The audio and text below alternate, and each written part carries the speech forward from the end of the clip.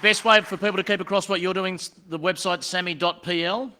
Yes. SAMY.pl is the best way to keep across all the amazing stuff that's going on in Sammy's world. Okay, now to take us up to our first break here on day two from BDO, talking on the topic of the Cybersecurity Survey 2016. Please give Leon Fouche a big round of applause. Where's Leon? Come on, Leon.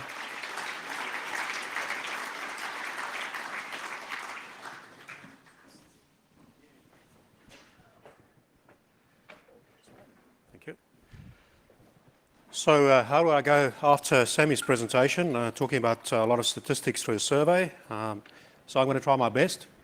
Just want to get the clicker. Sammy, did you take that?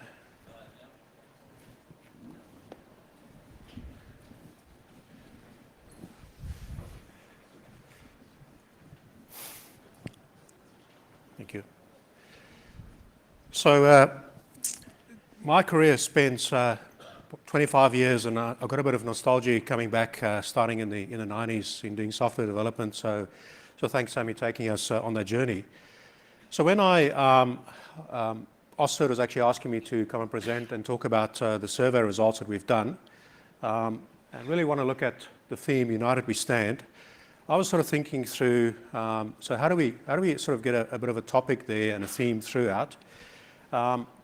And really, what I want to talk about is a term that I borrowed from our good friend Rob Champion from the Queensland Government, is he's talking about security as a team sport. So really talk through what are some of the information that we got out of the survey, and how do we really treat cybersecurity as a team sport. So now, looking at some of the press articles coming through, I mean, the press talk about, are we losing the battle against cybercrime? CIOs losing confidence in the capability of the organizations doing that. Then I sort of came across the World Economic Forum, and sorry, it is a bit of small there, but the World Economic Forum on an annual basis is actually publishing the risks that relate to the economy, global economy, and what's impacting that. And sort of the last 2 years, you see cybersecurity data loss as a high risk, the high likelihood and impact. And that really makes you angry to see if that's sort of coming out. Then the next slide up there is from Verizon, where you'll sort of seen over the last number of years where how attacks have actually changed. So where we're seeing those criminals are now targeting individuals and their devices. Another sort of stats also from the same survey coming out there is that the way that data breaches is reported today, and I think Troy's presentation yesterday sort of talks about that, is 80% of all data breaches today is actually getting reported externally. So are we really treating this as a team sport? So you might ask, why do we do another cybersecurity survey? I mean, there's a lot of good surveys out there from tier one firms, telcos. Even the ACSC's got some really good threat information they publish in reports. But if you look at the information that's in there, it's really focusing on organizations of larger size. And if you look at our economy, 65% of our GDP is coming from smaller businesses, from non-for-profits. So and we haven't really got information and statistics in there. So we had a session, a conversation with AusCERT and say, well, BDO is doing sort of similar clients and the market that we got a presence in. So is AusCERT. Why don't we actually look at doing a survey and really focus on that mid-market and see what information can we glean from that? And then looking at that and say, well, are we really tackling cybersecurity as a team? So really, what we'll present now is to go through the results, which really focus on the mid-market, so the smaller to medium-sized businesses, looking at non-for-profits and state and local governments. So what we wanted to do is, again, not make it a global survey, because I think there's some good information out there. We wanted to sort of look at Australia and New Zealand. And we actually really got a lot of good responses back. I think it's over 440 responses that we got back. The survey ran last year from September to November. And we had really a good split of responses. So one thing we wanted to do was is actually have the ability to have slice and dice of different information. So looking at information not just from an organisation type, so is it a government organisation, is it a private organisation, but also an industry sector. So for instance, if you're a health provider, a non-for-profit, or a aged care provider, do you want to be benchmarked and get information on as a non-for-profit or as a healthcare provider? So we have the ability to sort of look at it in different ways. So one of the first things we asked respondents was what sort of the cyber incidents they experienced over the last 12 months. So that was basically 2016. And ransomware, phishing, and malware is sort of what came out as the biggest targets or incidents that's coming out of that. And it's almost double the number of incidents that's experienced around that to compare to the next lot. If you look at it from a different perspective, it's basically all industry sectors were impacted with that. So it's not just, for instance, healthcare was targeted like we had the WannaCry recently. It's basically, it happens in all the sectors. We also then was looking at what are the concerns in the coming year. So ransomware, phishing, it was still there, but something that was quite interesting coming out of the responses and the results were there was a lot of concern around data loss, unauthorized access, loss through service providers compared to the last year. And if you really put those two together, compare from what was actually happening in the last year and what are the concerns going forward, ransomware phishing is still there, but there's actually, interestingly, there's a reduction in the concern and there's a bigger focus on data loss, unauthorized access. And I think the reason why that's coming out, or why that came out when we did the survey was, I think there was a lot of conversation at the time around the new privacy legislation changes around the data breach notification. And I think those respondents were probably uneasy and getting a good understanding of how well they prepared for that. So what we'll do is in this year's survey, we'll actually look at that in a bit more detail to see if that is a trend that actually did transpire, because we're going to now see the mandatory notification laws coming into play next year. So if you look at where the cyber attacks came from, or the cyber incidents, a third of that was actually through cyber criminals. So unsurprisingly, that's ransomware. The next third was actually from insider or from trusted third parties. So a third of those sort of breaches came through there. And then there's sort of a mixed bag from the rest. This is a fairly busy slide, but this is really where we got into a lot of the detail on in the survey. So on the left-hand side, there was a whole bunch of controls, security controls and strategies we looked at and see how well that's been implemented. So the green basically shows the maturity of those controls and how it's been implemented. The blue is basically saying where, what organisations are working on in the coming year, and then red is something they haven't looked at or not considering doing that in the near future. So we sort of analysed that in a bit more detail, and again, looking at this as a team sport. So first thing you need to do is look at the captain or look at the coaches. So really, I think what came out of that is there's a low maturity around having someone with a responsibility around cybersecurity. So it's only around 20% of organisations have someone dedicated to look after cybersecurity. The next thing is then from a leadership perspective, so the coach, the owner of the team, really it's just over 40% of organisations have that leadership responsibility and involvement in that. We also did a CEO survey, a board survey around about the same time.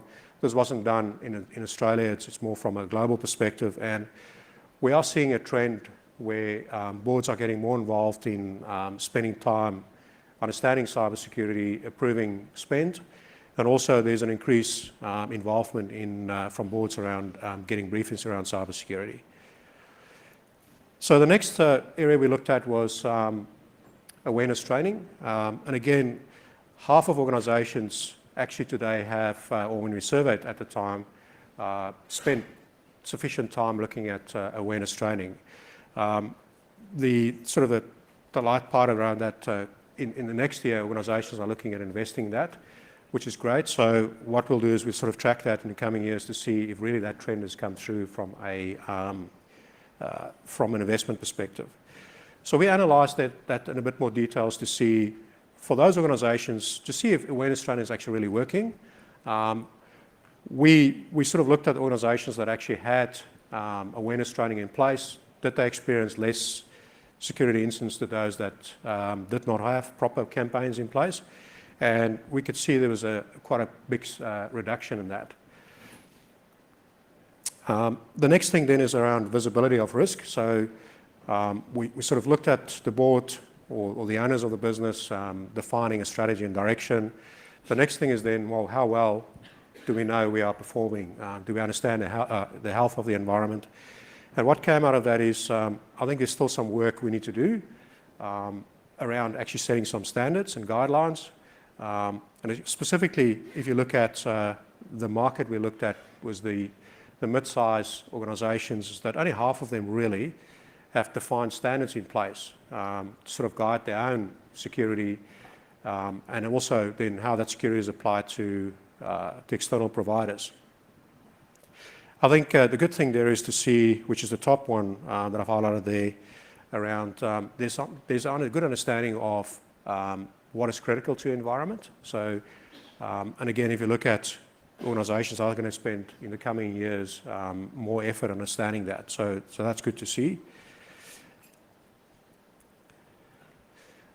Just something else that also has happened in the last 12 months is if you look at federal government has refreshed the cybersecurity strategy, and what we've seen actually over the last sort of 6 months, there has been really a focus on helping industry. And again, coming back to this team spirit or team sport, we've published the first ASX 100 organisations. There's a health report or a health check that was done, so that was published in April. Federal government is also now looking at involving putting tools and some guidance in place for small to medium-sized businesses to actually understand a bit better around their risk. So they're going through a procurement process now to identify organisations to help them, and also the SMEs to sort of get a better understanding of their risk. And then the last point there is there's also now a lot of investment going into growth centres. So again, it's sort of encouraging those smaller businesses to get involved in and getting involved in innovation and development of uplifting our capability. So again, that's sort of showing that it's not just industry involving in that. It's good to see government is actually starting to get involved as well. Something that's interesting that came out of when we sort of looked at the results is around the defence capability, and I think the incident of a couple of weeks ago is another example where I think we're probably getting too reliant on technology to defend us against some of these more targeted attacks. So if you look at the most mature security controls that's implemented from the survey was email, content filtering, and virus. And really, that's the more mature. But yet, when you sort of analyse this and look at organisations who've got less mature email systems or web filtering, there wasn't a significant reduction in a number of incidents that's experienced. So I think organisations are too reliant on some of those technologies to sort of defend them against that. Then the last, from a controls perspective, was around detection and response. And I think this is probably where we, as a team, need to spend more time. So I think in the last sort of 10 to 20 years, we've put a lot of effort into place to put technology to protect the environment. Then it became how do you monitor the environment? And I think it's now getting to the point where it's response. So how do we actually have effective mechanisms in place to respond, not just relying on the technology? So, and I mean, if you look at that, there's fairly low maturity and some work to be done around having proper incident response capability in place. And where we analysed that is organisations that had access to a security operations centre and had an incident response plan had 80% less security incidents.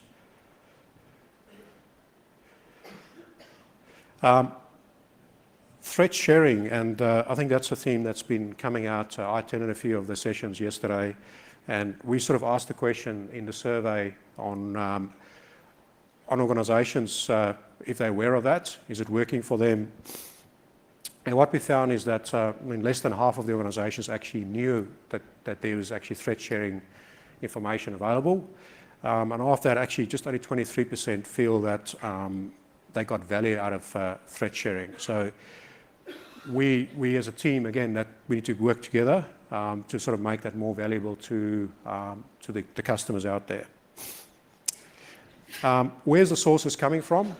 So what we found is basically two main sources, AusCERT providing that, and it comes from federal government. So I think vendors need to get more involved and sort of encouraging their clients to use more of that information and really work together on that, which sort of leads to what are the issues faced, because there's a lot of this information out there. And again, there were some good presentations yesterday around threat sharing and threat intelligence, what's working, what's not working. And really what sort of came out of our results were that there's a lot of information there. It's not always actionable. It's difficult to use.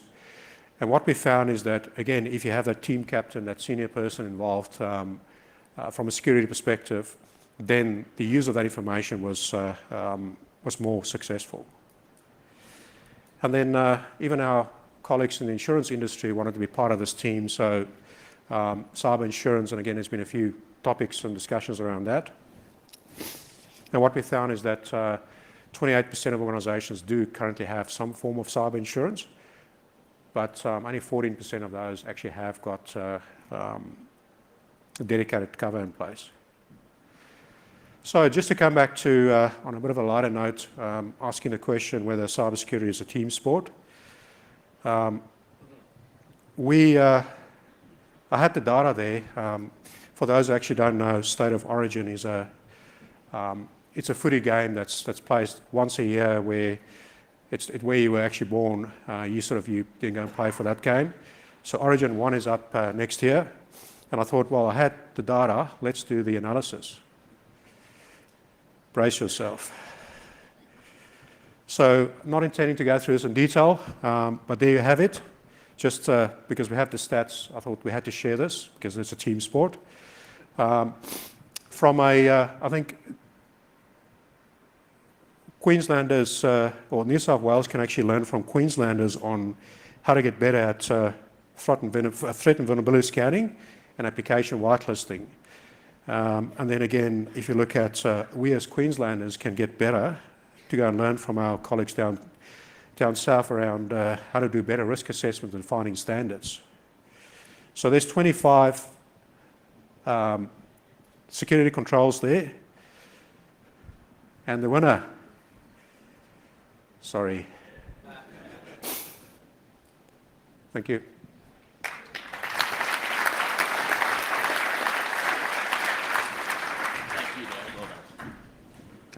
Thank you very much, Leon.